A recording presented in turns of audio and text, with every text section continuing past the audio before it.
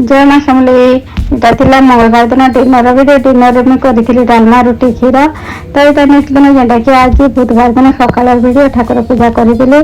ठाकुर पूजा कर सारा पतिदेव जाइए मार्केट। मार्केट आनी आसी पनीपरिया पनीपरिया कि जिन जगार रखा कथा से जगह भी रखी रुखा देली यहाँ।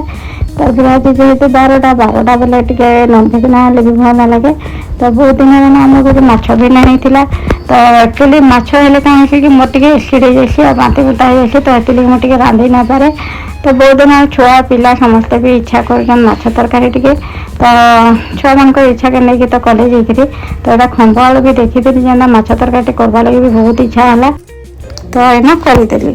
तो खंभ आलू पकईकि भी तरकारी बहुत बढ़िया लगे। आपण मैंने करनी बोले भी करेंगे केन्ता काଣା लागला जे सेटा कमेंट बॉक्स में बताबे।